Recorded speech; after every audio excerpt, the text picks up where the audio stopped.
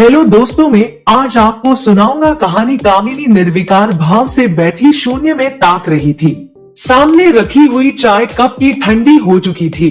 कल तक जिस घर में हंसी मजाक ठहाकों की आवाजें गूंजती थी, कहीं बेटी की साड़ियाँ बिखरी होती तो कहीं सलवार कमीज, कभी कौन सी फिल्म देखने जाना है इस पर भारी डिस्कशन होता तो कभी अगली छुट्टियों की प्लानिंग पर, आज पूरे घर में गहरी चुप्पी थी। कामिनी के कानों में अचानक बेटी और नातिन की आवाज गूंजने लगती, पर नजरें उठाकर देखती तो साने साने करता उदास घर खाने को दौड़ रहा था। गहरा सन्नाटा पसरा हुआ था चारों ओर, ठीक कामिनी के अंतर्मन की तरह। कामिनी ने गहरी सांस ली और उठ खड़ी हुई। बालकनी में टहलते हुए कामिनी ने नीचे देखा।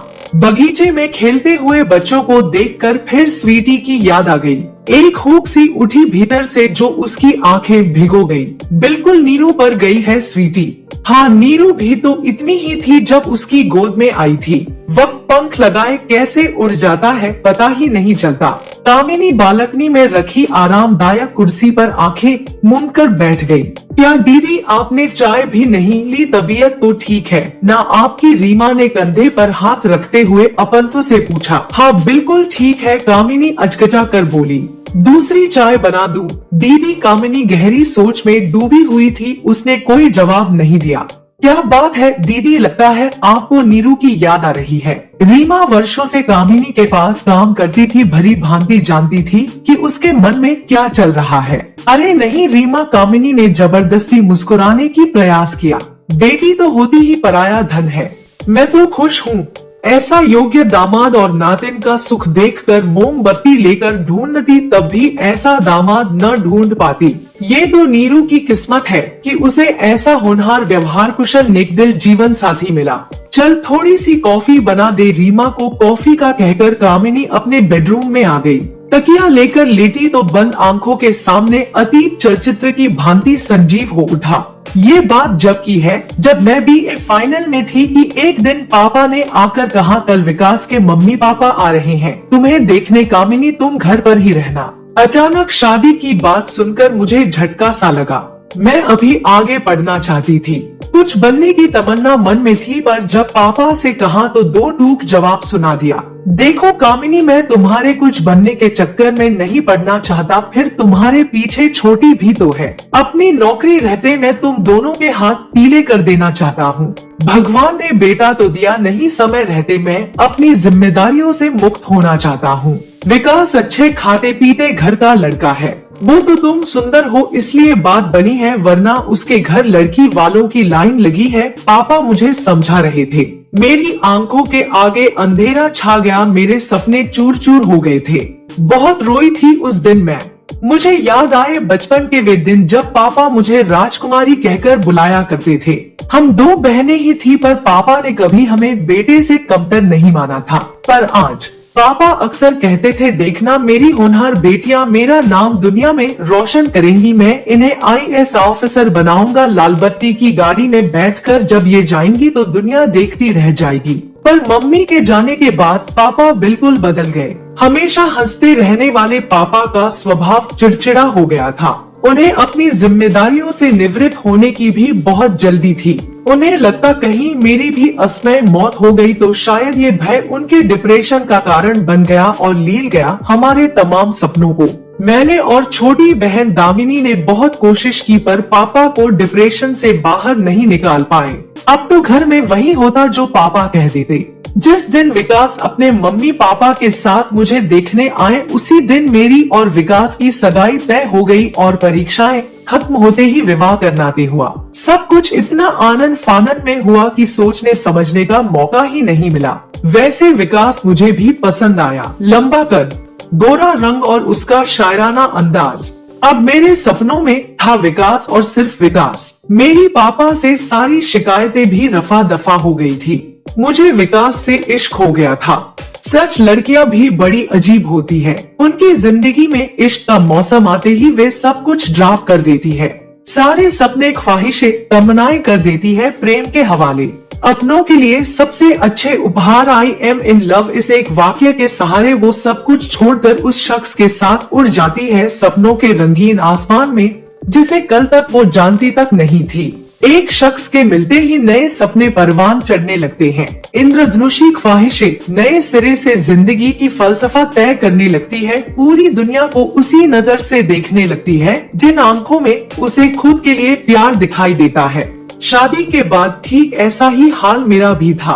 विकास को देखकर दिन शुरू होता तो विकास की बाहों में रात। मैं वही पहनती जो विकास को पसंद था, वही करती जो विकास को पसंद आए। मेरी सोच विचार सब पर विकास का कब्जा था। विकास के प्यार का जादू मेरे सर चढ़कर बोल रहा था। मेरी जिंदगी विकास से शुरू होकर उसके आगे पीछे लट्टू की तरह नाच रही थी। शादी के महीने भर बाद हम हनीमून मनाने गोवा चले गए। गुलाबी सुबह, सुहानी शाम, समंदर की लहरें, खुशनुमा माहौल, रेत पर निशान छोड़ते कदम, बाहों में बाहें और आंखों में आंखें डाले एक दूसरे का साथ। लेकिन इन सब के बीच कुछ ऐसा था जो मुझे इन सब के बीच किरकिरी का एहसास करवा रहा था।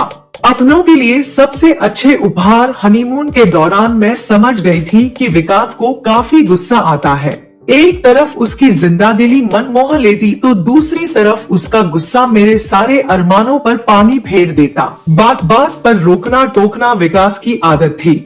विकास का बर्ताव मेरे सामने बहुत से प्रश्न चिन्ह छोड़ रहे थे, पर किससे कहती क्या कहती। 10 दिन गोवा में बिताकर हम इलाहाबाद लौट आए थे। धीरे धीरे मेरी समझ में आ गया था कि विकास जिद्दी, क्रोधी और गुस्सेल स्वभाव वाला मनमौजी इंसान था। उसके लिए वही सही था जो उसने कहा। किसी और की बात सुनना मानना उसे गंवारा नहीं था। मैं सब कुछ जान गई थी, पर मैंने सोचा मैं अपने प्यार से विकास की बुराइयों को अच्छाई में बदल दूंगी। बस इसी प्रयास में मैं उलझती चली गई। मेरा समझाना विकास को हमेशा उपदेश ही लगता। वो झल्लाकर चीख पड़ता। संयुक्त परिवार में मुझे सबके सामने बार बार अपमानित होना पड़ता। मेरी पीस मेरी आंखों से पानी बनकर बरसती, पर इससे कहाँ कुछ बदलने वाला था। दीदी कॉफी, रीमा ने लाइट जलाते हुए कहा।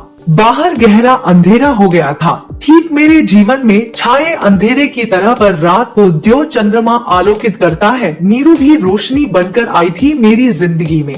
कॉफी पीते हुए यादों के पन्ने फिर फड़फड़ाने लगे थे मेरे सामने। शादी के 2 साल बाद विकास का तबादला दिल्ली हो गया। मैंने राहत की सांस ली। कम से कम सबके सामने जलील तो नहीं होना पड़ेगा। विकास की आदतें यहाँ भी ज्यों की त्यों बनी हुई थी। हर बात हर चीज में मीमेक निकालना, चिल्लाना, अपनी टांग छोटी से छोटी और बड़ी से बड़ी बात पर ऊपर रखना उसके स्वभाव का हिस्सा थी। मैं लाख कोशिश करती पर विकास किसी परिवर्तन के लिए तैयार नहीं था। कभी कभी मेरा मन करता कि सब कुछ छोड़कर कहीं भाग जाऊं, कहीं दूर, बहुत दूर, पर कहां। ये ऐसा यक्ष प्रश्न था जिसका जवाब नहीं था मेरे पास। परंपरा की बेड़ियों में जकड़ा मेरा मन डोली में आने वाली सिर्फ अर्थी पर ही वापस जाती है। आगे कुछ सोच ही नहीं पाता। दिन, महीने, साल यूं ही गुजरते जा रहे थे।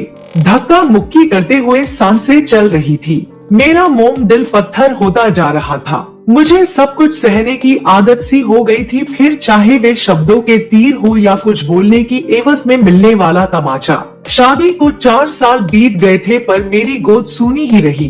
विकास को एक और बहाना मिल गया था मुझे अपमानित करने का। भगवान भी न जाने किन कर्मों का फल दे रहा था। डॉक्टर ने तो सब कुछ नॉर्मल ही कहा था, पर हारे हुए ज्वारी की तरह चुप रहना ही मेरी नियति बन गई थी। कॉफी खत्म कर टहलते हुए याद आया वो दिन जब नीरू मेरी जिंदगी में आई। उस दिन सुबह आंख खुली तो लगा नीचे काफी शोर हो रहा है। मैंने बालकनी से देखा, पर माजरा समझ नहीं आया तो फिर नीचे चली गई। पुलिस भी थी। पता चला किसी टैक्सी वाले की टैक्सी में कोई अपनी 1 साल की बेटी को छोड़ गया था। बच्ची उस भीड़ को देखकर लगातार रो रही थी। सब उस मासूम से तरह तरह के सवाल कर रहे थे, लेकिन वो उन सब अजनबियों को फटी आंखों से देखती और फिर रोना शुरू कर देती।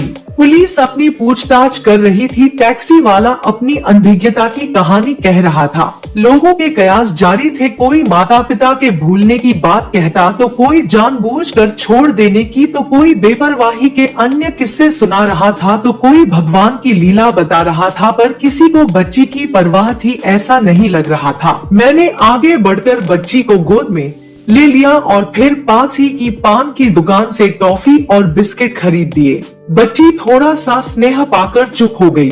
मेरी ममता मुझे मजबूर कर रही थी। मैं लगातार उसके सर पर हाथ फिराती रही। पुलिस ने अपनी कार्यवाही समाप्त की और मेरी गोद से बच्ची को लेने लगी। मैं जैसे ही बच्ची उन्हें सौंपने लगी वो फिर से रोने लगी। अब मेरी ममता अपने चरम पर थी। मैं उसे रोते हुए नहीं देख पा रही थी। फूल सी नन्ही जान मेरी गोद से नीचे नहीं उतरना चाहती थी। उसने मेरी साड़ी का पल्लू कसकर पकड़ रखा था। मेरे भीतर की माँ ने बिना विकास की परवाह कहा, जब तक इसके माता पिता नहीं मिल जाते क्या मैं इसे अपने पास रख सकती हूँ। पुलिस वालों की तो जैसे बला टली क्यों नहीं। जब इसके माँ बाप मिल जाएंगे हम इसे ले जाएंगे। मेरा नाम पता नोट कर पुलिस ने अपनी राह पकड़ी और मैंने अपनी। मैं बच्ची के सर पर हाथ फिराते उससे बातें करते जब घर के दरवाजे पर पहुंची तो होश में आकर ठिठक गई, क्योंकि विकास दरवाजे पर ही खड़ा था। विकास में बच्ची अपने माता पिता से बिछुड़ गई है, बुरी तरह रो रही थी। तो मैंने किसी तरह थूक निगलते हुए मैंने कहा। विकास पांव पटकते हुए भीतर चला गया। आने वाले तूफान का अंदाजा हो चुका था मुझे, पर अब क्या तीर तो तरकश से निकल चुका था। विकास पता नहीं क्या सलूक करती पुलिस इस मासूम के साथ, इसलिए इसे अपने साथ ले आई। क्यों ठीक ही किया ना मैंने कहते हुए मेरी जुबान लड़खड़ा रही थी। बदन सूखे पत्ते की भांति कांप रहा था। हाँ, बड़ा पुण्य का काम किया है। न जात का पता न धर्म का पता नहीं किसका पाप है। बस ले आई गोदी में उठाकर, घर पर ही पड़ा था। मैं पूछने तक की जहमत नहीं उठाई। तुमने बहुत चर्बी चढ़ने लगी है आजकल। भुनभुनाते हुए विकास ऑफिस चला गया। 4 दिन तक लड़की के माँ बाप कोई पता नहीं चला। विकास रोज मुझसे लड़ता, लड़की को पुलिस के हवाले करने की बात कहता या फिर अनाथालय छोड़ने की रट लगाता, पर मुझे अपनी ममता की पुकार के आगे कुछ सुनाई नहीं दे रहा था। विकास की हर बात पर मैंने चुप्पी का ब्रह्मास्त्र रख दिया था। मेरी चुप्पी उसके गुस्से की ज्वाला में घी का काम कर रही थी। एक दिन मैंने हिम्मत करके विकास से पूछा, विकास क्यों न हम इस बच्ची को हम गोद ले ले, प्लीज विकास मना मत करना। बिफर गया था विकास मेरी बात सुनकर। जाने कितनी जली कटी बातें सुनाई थी उसने मुझे, और फिर अपना फैसला सुनाते हुए बोला, देखो कामिनी, किसी और के पाप को मैं अपने गले की घंटी हरगिज नहीं बना सकता। मैं 3 दिन के लिए कंपनी के काम से बाहर जा रहा हूँ। जब वापस आऊं तो ये पाप का लोथड़ा मुझे यहाँ दिखाई नहीं देना चाहिए, वरना ऊपर से नीचे फेंक दूंगा। दहाड़ता हुआ विकास चला गया। मैं भीतर तक कांप गई थी। अजीब कशमकश थी। एक तरफ जिद्दी झगड़ालू पति था तो दूसरी ओर थी फूल सी मासूम बच्ची, जो अब मुझे मेरे वजूद का हिस्सा लग रही थी। बहुत उलझन भरे थे वे 3 दिन। मैं उस मासूम बच्ची को किसी भी कीमत पर खोना नहीं चाहती थी। मेरी ममता का वेग इतना अधिक था कि मेरी छाती में दूध उतर आया था। न जाने किस भावावेश में मैं उसे दूध पिलाने लगी थी। भगवान ने मेरे लिए अनमोल तोहफा भेजा था।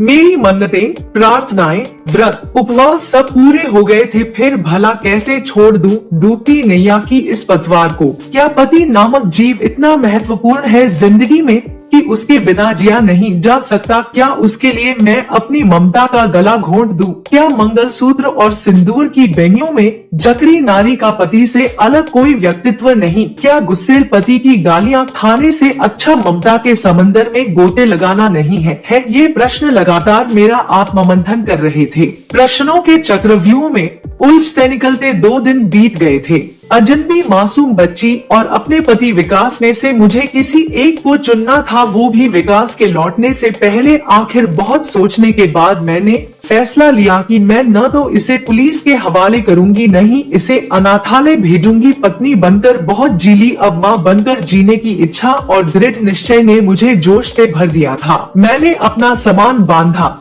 जेवर और पैसे भी रख लिए। मैं जानती थी जब तक कोई स्थायी इंतजाम और नौकरी नहीं मिलती इन्हीं रुपयों से काम चलाना होगा। विकास के नाम मैंने एक छोटा सा खत छोड़ दिया। विकास, मैं जा रही हूँ, पत्नी बनकर जी ली। मुझे नहीं लगता तुम्हें मेरी कोई खास जरूरत होगी। आज इस मासूम को मेरी जरूरत है। तुम इसे अपना नहीं सकते और मैं इसे छोड़ नहीं सकती, इसलिए जा रही हूँ। माँ बनकर जीना चाहती हूँ। तुम चाहो तो दूसरी शादी कर लेना। मैं कभी तुम्हारे पास लौटकर नहीं आऊंगी। मुझे जीने का मकसद मिल गया, मैं इसे खोना नहीं चाहती। कामिनी इसके पश्चात दिल्ली से दूर महाराष्ट्र के इस छोटे से कस्बे में आ गई। अब सफेद साड़ी मेरे विधवा होने की पहचान थी। बेटी का नाम मैंने निरूपमा रखा था और उसके पिता की जगह के अग्रवाल भर दिया। बस यही थी मेरी तब की पहचान जो आज तक कायम है। यहाँ आकर मैंने छोटे बच्चों को पढ़ाना शुरू कर दिया। बाद में एक स्कूल में नौकरी मिल गई। नीरू और मैं साथ साथ स्कूल जाते। जिंदगी की आवश्यकताओं को पूरा करने जितनी आमदनी हो जाती थी। नीरू धीरे धीरे बड़ी हो रही थी। पढ़ने में वो काफी तेज थी। टेबल टेनिस खेलने में उसका कोई जवाब नहीं था। राज्य स्तरीय कई पुरस्कार उसे मिले थे। इसी दौरान उसकी मुलाकात संदीप से हुई। पहचान, दोस्ती और फिर प्यार में तब्दील हो गई और करीब 3 साल पहले मैंने शादी कर दी नीरू की। पिछले 10 दिन नीरू, संदीप और नातिन स्वीटी छुट्टियां मनाने आए थे मेरे पास। मैं आज पूरी तरह संतुष्ट हूँ। एक माँ के रूप में, नानी के रूप में। मेरे हाथ खुद ब खुद आसमान की ओर जुड़ गए हैं। भगवान, मैं तेरी शुक्रगुजार हूँ। तूने मेरी गोद ममता से भर दी। मेरी सबसे बड़ी दौलत है मेरी बेटी नीरू। मैं बहुत खुशनसीब हूँ क्योंकि मैं एक माँ हूँ। सिर्फ एक माँ, हाँ सिर्फ एक माँ। सोचते सोचते अपनी गीली आंखों को पोंछते हुए मेरी उंगलियां नीरू के नंबर डायल करने लगी। और इसी के साथ इस कहानी की है यह हैप्पी एंडिंग होती है। मिलते हैं अगली वीडियो में, तब तक के लिए गुड बाय। आप सभी का बहुत बहुत धन्यवाद इस वीडियो को देखने के लिए।